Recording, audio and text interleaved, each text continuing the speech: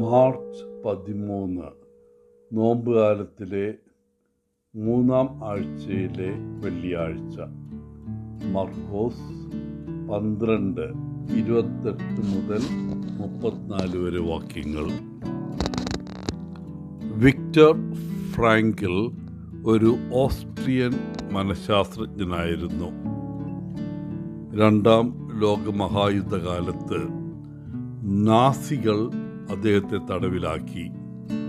അവർ ആദ്യം ചെയ്തത് അദ്ദേഹത്തിൻ്റെ വസ്ത്രങ്ങൾ എടുത്തു മാറ്റി മരിച്ച ഒരു തടവുകാരൻ്റെ പഴയ വസ്ത്രം നൽകുക എന്നതായിരുന്നു. മരിച്ച ആ തടവുകാരൻ്റെ കോട്ടിൻ്റെ പോക്കറ്റിൽ ഫ്രാങ്കിൾ ഹെബ്രായരുടെ പ്രാർത്ഥനാ പുസ്തകത്തിൽ നിന്നുള്ള ഒരു പേജ് കണ്ടെത്തി. അതിൽ ഇന്നത്തെ വായനയിൽ യേശു ഉദ്ധരിക്കുന്ന ക്ഷമ ഇസ്രായേൽ എന്ന പ്രാർത്ഥന അച്ചടിച്ചിരുന്നു. ഇസ്രായേലെ കേൾക്കൂ, കർത്താവ് നമ്മുടെ ദൈവമാണ്, ഏക കർത്താവ്. അതിനാൽ നീ നിന്റെ ദൈവമായ കർത്താവിനെ പൂർണ്ണ ഹൃദയത്തോടും പൂർണ്ണ ആത്മാവോടും പൂർണ്ണ ശക്തിയോടും കൂടെ സ്നേഹിക്കണം. തടവറയിൽ കഴിഞ്ഞിടത്തോളം കാലം ഫ്രാങ്കിളിന് ആ പ്രാർത്ഥന വലിയ ഒരു പ്രചോദനമായിരുന്നു.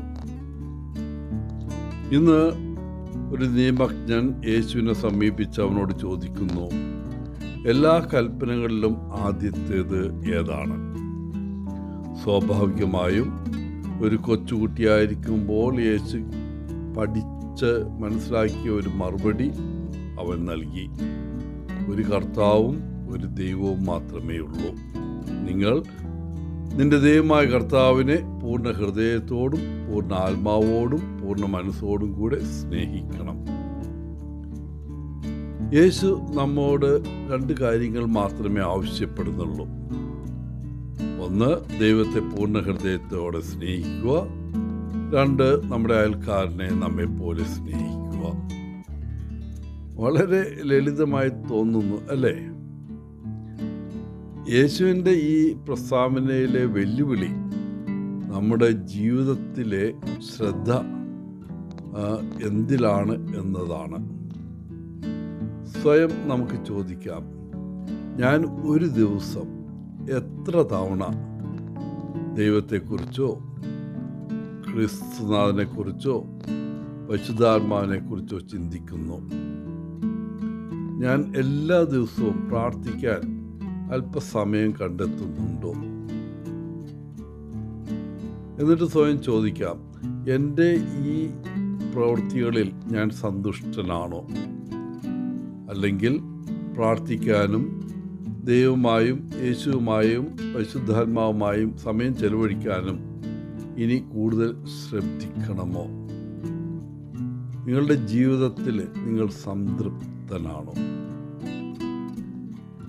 ഇപ്പോൾ നിങ്ങൾ ദൈവവുമായും യേശുവുമായും ആത്മാവുമായുമുള്ള ബന്ധത്തെക്കുറിച്ച് ചിന്തിച്ചു കഴിഞ്ഞാൽ മറ്റൊരു ചോദ്യം ഇതാണ്: എൻ്റെ കുടുംബാംഗങ്ങളെയോ എൻ്റെ അയൽക്കാരനെയോ എൻ്റെ സഹപ്രവർത്തകരെയോ തെരുവിൽ കണ്ടുമുട്ടുന്ന ഒരാളെയോ സ്നേഹിക്കാൻ ഞാൻ എങ്ങനെ ശ്രമിക്കുന്നു? ഞാൻ കണ്ടുമുട്ടുന്ന ഓരോ വ്യക്തിയെയും എനിക്കിഷ്ടപ്പെടാത്ത വ്യക്തികളെപ്പോലും സ്നേഹിക്കാൻ ഞാൻ ബോധപൂർവം ശ്രമിക്കുന്നുണ്ടോ? ദൈവത്തോടൊപ്പം നാം ഓരോ ദിവസവും ചെലവഴിക്കുന്ന സമയം നമ്മൾ എല്ലാ ദിവസവും കണ്ടുമുട്ടുന്ന ആളുകളെക്കുറിച്ച് കൂടുതൽ ബോധവാന്മാരാക്കുമെന്ന് പ്രതീക്ഷിക്കാം. ദൈവത്തിന് നമ്മോടുള്ള സ്നേഹവും ദൈവത്തോടുള്ള നമ്മുടെ സ്നേഹവും നമ്മിൽ നിന്ന് വ്യക്തികളിലേക്കും നാം ഇടപഴകുന്ന, ജോലി ചെയ്യുന്ന, കൂടെ വസിക്കുന്ന ആളുകളിലേക്കും ഒഴുകണം. പ്രിയപ്പെട്ടവരെ, ഇന്ന് നിങ്ങൾ കണ്ടുമുട്ടുന്ന ആളുകളെക്കുറിച്ച് ശ്രദ്ധാലുവായിരിക്കാൻ ഞാൻ നിങ്ങളെ ക്ഷണിക്കുന്നു. നിങ്ങൾ ഇടപഴകുന്ന ഓരോ വ്യക്തിയോടും സ്നേഹവും ദയയും പുലർത്താൻ ശ്രമിക്കുക. മറ്റുള്ളവർ നിങ്ങളോടും സ്നേഹവും ദയയും കാണിക്കുന്നു എന്ന് നിങ്ങൾ കണ്ടെത്തിയേക്കാം. സാധാരണ നമ്മൾ എന്ത് കൊടുക്കുന്നുവോ അത് നമുക്ക് തിരിച്ചു ലഭിക്കും.